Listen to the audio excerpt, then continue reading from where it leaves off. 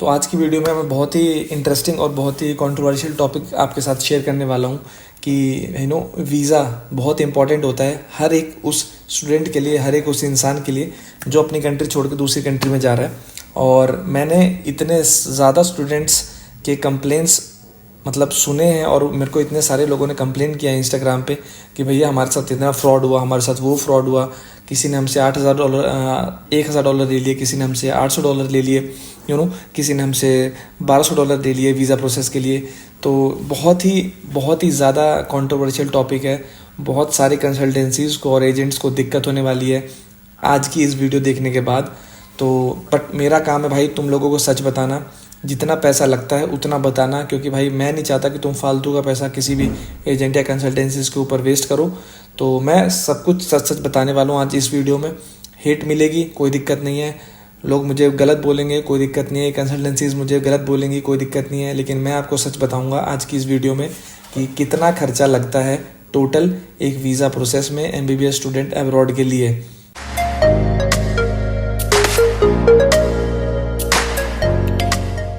Hello everyone, welcome back to my YouTube channel once again. कैसे हैं आप लोग? आई होप आप सब बहुत अच्छे होंगे।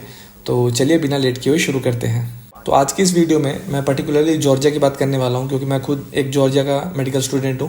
तो सबसे पहले बात कर लेते हैं कि वीज़ा प्रोसेस है क्या, कितने दिन का लगता है, कैसे लगाते हैं, प्रोसेस क्या है, कब लगाना होता है। ठीक है, तो सबसे पहले हम बात कर लेते हैं कि इसको वीज़ा प्रोसेस स्टार्ट कब करनी होती है आपकी। तो जब आप इंडिया से यहाँ पर आओगे तो आपका 90 डेज़ का टेम्प्रेरी वीज़ा लगता है। और 90 डेज़ का जो टेम्प्रेरी वीज़ा आप लगा के तिब्लिसी लैंड करोगे जिस दिन, फिर उसके बाद आप आओगे हॉस्टल में। और हॉस्टल में जो आपका जो भी ओनर है उसका फ़र्ज़ रहता है कि आपका जो TRC का काम है वो अप्लाई करवाए फटाफट। TRC मतलब टेम्प्रेरी रेजिडेंट कार्ड। तो उसका जो प्रोसेस होता है बहुत सिंपल है।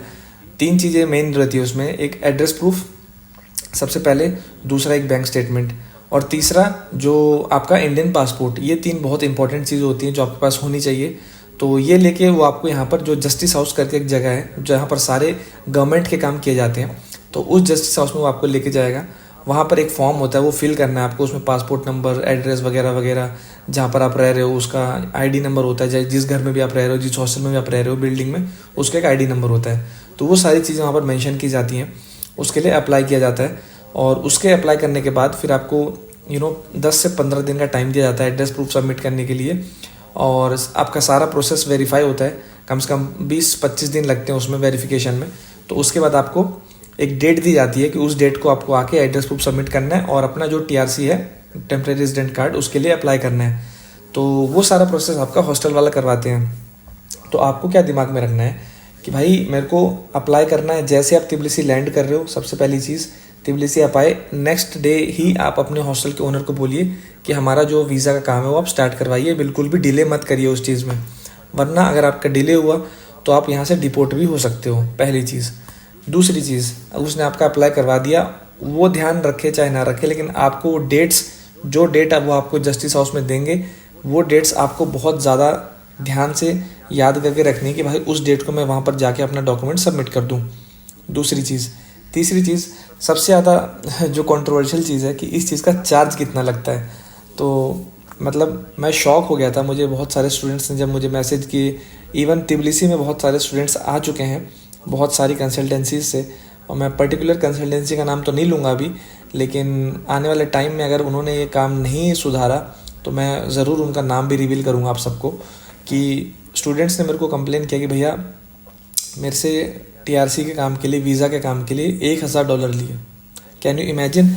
$1,000 भाई बहुत ज़्यादा होते हैं। $1,000 करीब 85,000 रुपीज़ के बराबर है।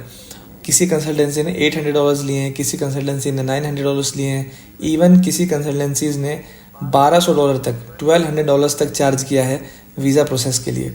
तो जब मैंने ये सुना तो मैं लिटरली शॉक में चला गया कि इतना ज़्यादा अमाउंट चार्ज कर रहे हैं। और इसका सिर्फ एक ही रीज़न है, क्योंकि इंडिया में स्टूडेंट्स को इसकी कोई नॉलेज नहीं है, कोई भी नॉलेज नहीं है कि कितना पैसा लगता है, और ना ही कोई बताने वाला है आप लोगों को कि भाई इतना पैसा लगता है, इतना चार्ज लगता है। क्योंकि यहाँ से स्टूडेंट्स MBBS ख़त्म करते हैं, अपना इंडिया जाते हैं, MCA की तैयारी में लग जाते हैं, MCA क्लियर करके वो अपना जॉब करने लग जाते हैं। उनके पास टाइम ही नहीं है आप लोगों को ये बताने का और वीडियो बना के आपको सब कुछ शो करने का कि भाई कितना, कहाँ पर क्या चार्ज लगता है, क्या प्रोसेस होती है।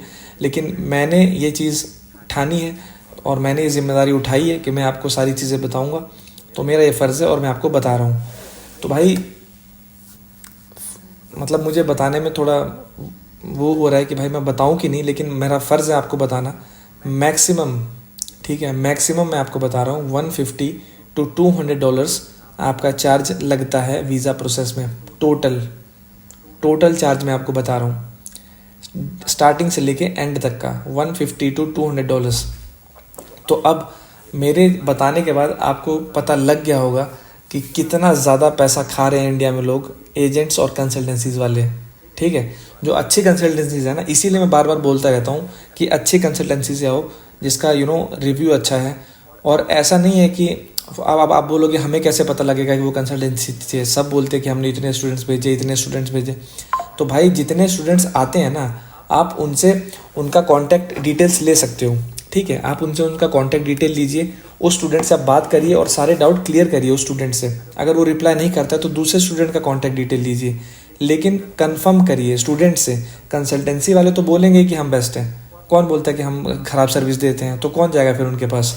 ठीक है, तो स्टूडेंट से कंफर्म करो, उस कंसल्टेंसी के स्टूडेंट से, कि भाई जो वादे, जो प्रोमिसेस, जो प्राइस इन्होंने बताया यहाँ पे, क्या सच में जॉर्जिया जाने के बाद वही सब चीज़ें आपको मिली हैं कि नहीं। ये सब एक स्टूडेंट आपको कंफर्म कर सकता है, कंसल्टेंसी वाले नहीं। पहली चीज़। दूसरी चीज़, टीआरसी का काम मैं बता रहा हूँ, 150 to $200 आप अपने दिमाग में बैठा लीजिए।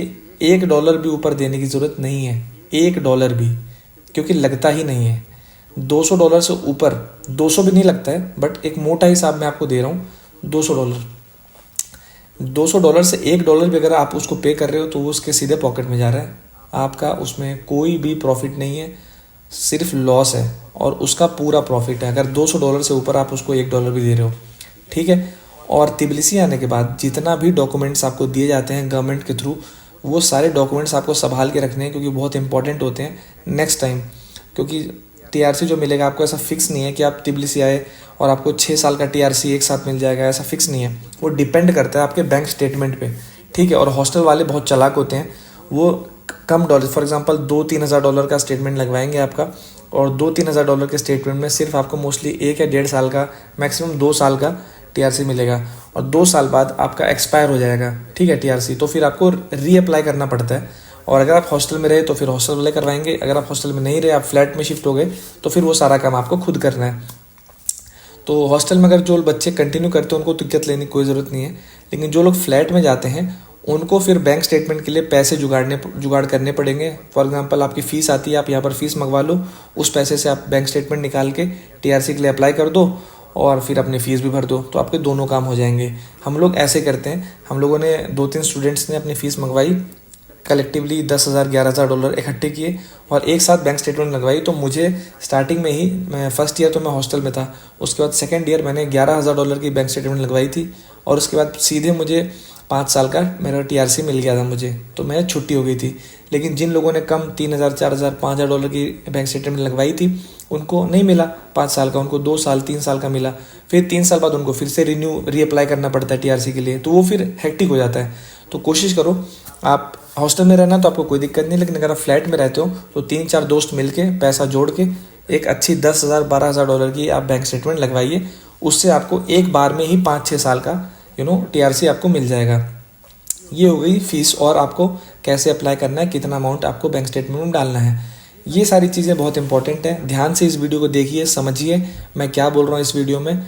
ठीक है, स्टेप्स फॉलो करिए। तिबिलिसी में आए, अप्लाई करना है आपको नेक्स्ट डे ही बैंक स्टेटमेंट। हॉस्टल में हो तो कोई दिक्कत नहीं है, हॉस्टल से अगर आप फ्लैट जाते हो नेक्स्ट ईयर तो एक बड़ा अमाउंट लगाइए, मिनिमम $10,000 to $12,000 का बैंक स्टेटमेंट आपको चाहिए सेकेंड ईयर में, अगर आप फ्लैट में शिफ्ट हो रहे हो तो। तीसरी चीज़, जो डेट वो आपको बताते हैं उस डेट पे आपको जस्टिस हाउस पहुंचना है, कुछ भी करके लेट मत होइए, वरना फिर आपको आगे चल के दिक्कत हो सकती है। तो ये कुछ बातें थी जो मुझे आपको बतानी थी, और $150 से $200 ही चार्ज है, ये मेक श्योर करें $1 भी ऊपर ना दें। आई होप आपको जो भी चीज़ें मैंने आपको इस वीडियो में बताई वो आपको अच्छी लगी होंगी। भाई जिसको नहीं अच्छी लग रही है, जिस कंसल्टेंसी को, जिस एजेंट को, उसका मैं कुछ हेल्प नहीं कर सकता। मेरा काम है झूठ और जो लूट रहे हो आप स्टूडेंट्स को, वो बंद होगा। और मैं पूरी कोशिश करूँगा कि भाई हर एक स्टूडेंट को एक नॉलेज हो कि भाई कितना अमाउंट कहाँ पर लगने वाला है। ये जो फेकनेस फैला रखी है इंडिया में, बिजनेस बना रखा है कि बच्चों के पैसे खा खा के अमीर बनना है, ये बिल्कुल बंद होना चाहिए भाई। सबकी मेहनत का पैसा है और सबको क्या बोलूँ मैं, सबको पता होना चाहिए यार कि भाई मैं यहाँ पर जा रहा हूँ, मेरा इतना एस्टिमेटर, मैं इतना ही दूँ। फालतू में क्यों आप एजेंट को पैसा दे रहे हो? और उनका भी मतलब मुझे समझ में नहीं आता कि अपने लोग को ही लूट के आप लाइफ में आगे बढ़ रहे हो, तो ये गलत है। जितना लगता है उतना लो ना भाई, ठीक है। 100 का काम है तो आप 150 ले सकते हो, ठीक है, लेकिन अगर 200 का काम है और आप 1000 ले रहे हो, ये तो बिल्कुल ही इनवैलिड है भाई, ठीक है। $200 का काम है और आप चार्ज कर रहे हो $1000, ये बिल्कुल ही इलॉजिकल है और ये बिल्कुल गलत है। मैं इसके बिल्कुल ख़िलाफ़ हूँ और मैं ये चीज़ को सुधार के रहूँगा। और ये वार्निंग भी दे रहा हूँ मैं इस वीडियो में भाई सारे एजेंट्स को कि भाई पैसे मत खाओ बच्चों के। जो रियलिटी है, अपना कमीशन लो। मुझे पता है बिना पैसे के कोई काम नहीं करता, बिना प्रॉफिट के कोई काम नहीं करता, ये बिज़नेस है, बट एक लिमिट होती है। एक प्रॉफिट की, कमीशन की भी एक लिमिट होती है, ठीक है। तो उतना ही चार्ज करो बच्चों से। अगर आपको ये वीडियो अच्छी लगी है तो इस वीडियो को ज़रूर लाइक करें और अपने सारे दोस्तों के साथ शेयर करें जो MBBS अब्रॉड का प्लान कर रहे हैं। मिलता हूँ आपसे नेक्स्ट वीडियो में। Till then take care of yourself and peace out.